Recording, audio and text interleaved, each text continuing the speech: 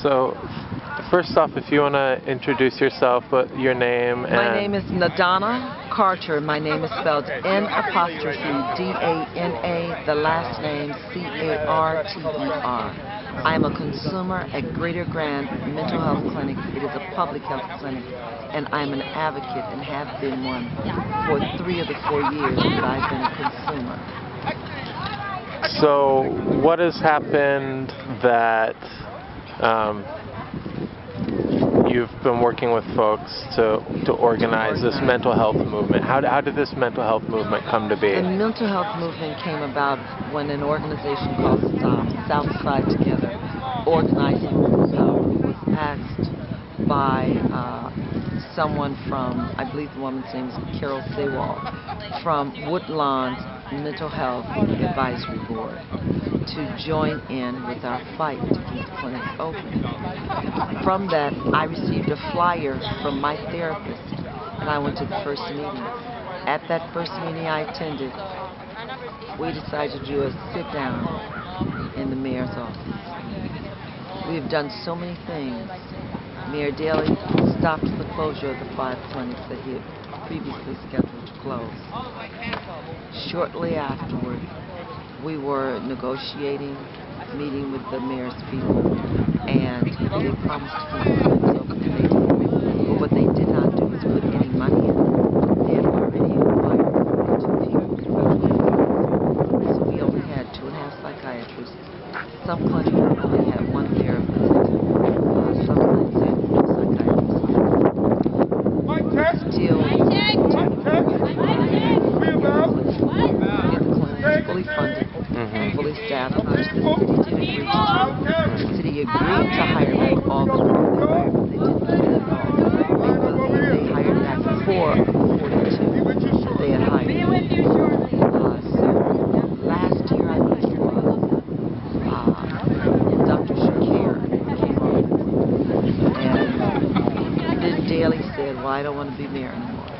And in came Rahm the Evil. Rahm Emanuel took the city and decided that in his budget there was no money available for the mental health clinic. The things that we have done to try and get him to understand, we gave him 4,000 letters from citizens around the city, from the city of Chicago, saying that these clinics are important, that keep people safe and healthy, and that they want these clinics available. People visiting as far as India, Canada, China, they signed the letters because they recognize the importance of having a healthy city. You have less chance of being attacked. He received the letters but ignored them. We had a town hall meeting right in City. The mayor did not accept it, but the commissioner did. So it must have been over 300 people waiting for Dr. Shakir to show up. 2 hours before the event, he had someone email one of our leaders and say he couldn't make it because the topic had changed. Well, a month before he had agreed to come, we had emailed him every instruction. Nothing changed. Everyone was there that needed to be. We had someone that represented the union, which meant the staff. We had 2 people that represented the consumers. We had a person who was a caretaker, and we had someone from a private provider who recognized the needs to keep the public because without public health, there's nowhere for the poor to go. They'll just rot and die. The only reason he gave us when he called the meeting 2 weeks later was that everyone that needs to be was represented. And we let him know the only person that needs to be there was not represented. Because all of those that were involved shortly after that he announced that he was closing the clinic. But let me back up. Before that announcement, we had produced 2 pamphlets, one 14 pages, one 12 pages, where we had done research and created a booklet that told people what it cost to run the clinic, how the clinic saved money, even gave a stat on North Carolina's clinics, when they closed all of their public clinics in that state, and 8 years later, they had spent over $400 million trying to keep their clinic open. Now, they don't have the challenges we have, and Chicago has a greater cost of living factor than a city in North Carolina. Illinois spends more money. He ignored that. Dr. Shakir read the book. We know he did, because he even made a quote of it when we were talking. But he ignored all the facts. So we were put in a position, because he would not listen. We warned him that people would die. There would be suicides. The day the budget was passed, November 14th, there was a suicide. A man, a mental patient, jumped from the platform of the line into an oncoming train, and the city all ignored it. All of the city's commissioners, the mayor, everyone ignored it. And we told him this was going to happen.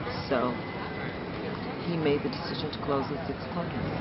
And because we have been trying desperately, we even had a team for 3 months work on research around the country, around the city, on what is it going to cost, pulled out, scanned through that tedious budget to pull out the waste, to show how money was being wasted in the Department of Health and how it could be saved.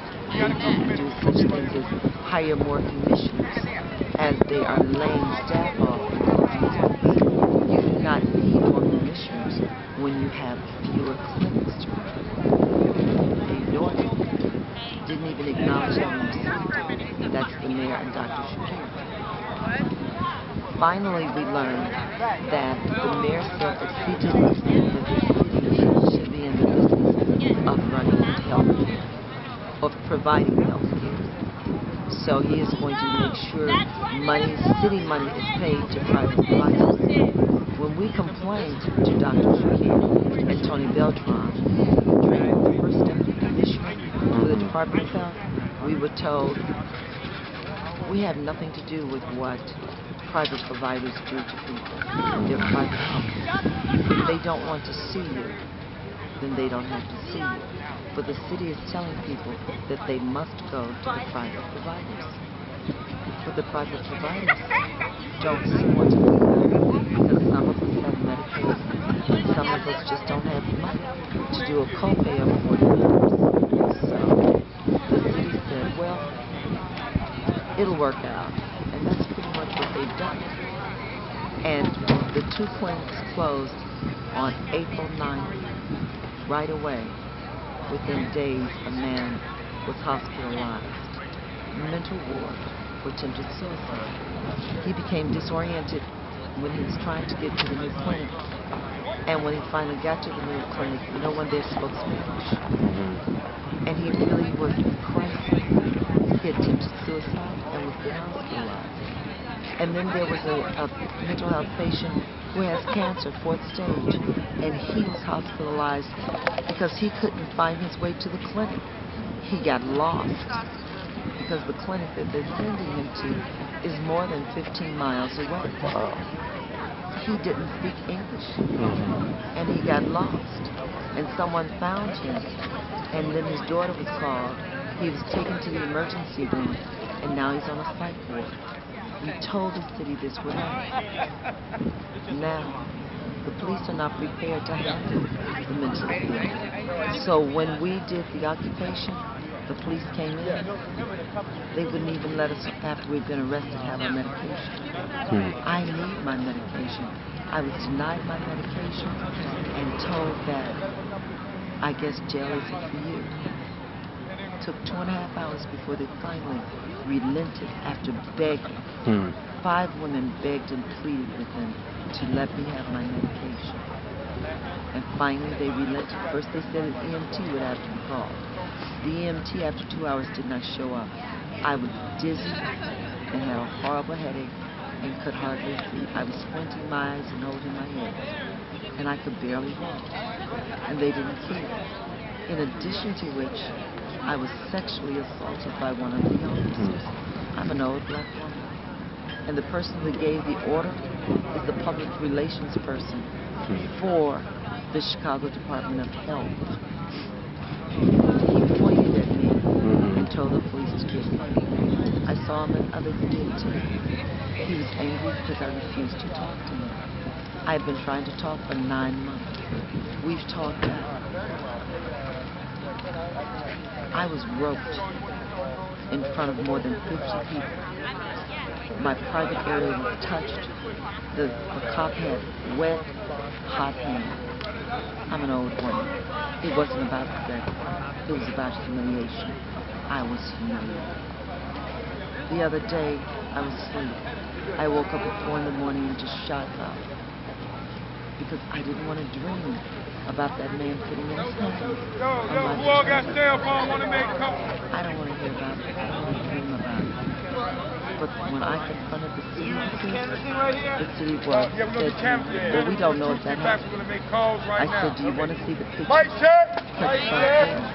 When I told them about the drugs being refused, didn't say anything. When I told him that Tony Beltran had said that none of the mental health patients would be arrested and booked and fingerprinted, he didn't say anything. He personally said nothing. We asked him to take our concerns to the mayor. He said he's going to go downtown and talk to him. That was no answer.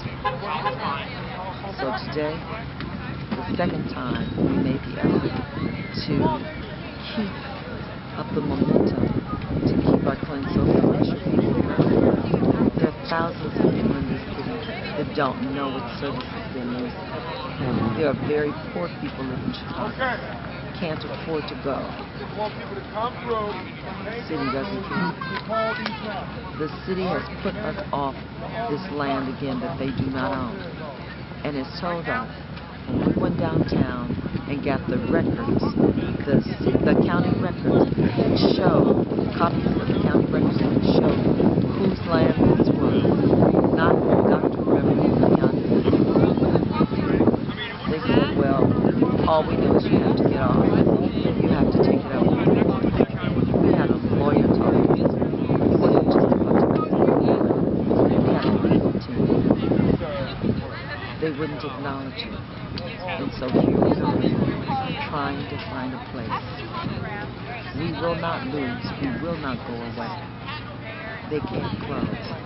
I am at my damn moment. Because when that white man put his hand on my crotch to humiliate me, I'm done. I'm done.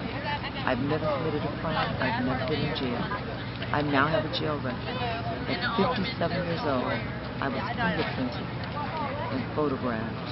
And now I have a record. I was groped, and the city says, oh, we don't know that's true. It's on camera. Thousands of papers. And the city, every wrong thing they do says it doesn't exist. Now they want us to go to court to prove that we have the right to be on this land. It would take more than 2 weeks for us to get in court. By then all the clinics would be closed.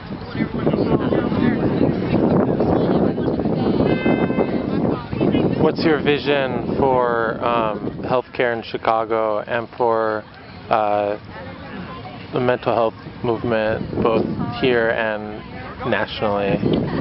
I believe there's only one organization that has been able to claim that they were pro-mental health. That's an organization called NAMI, National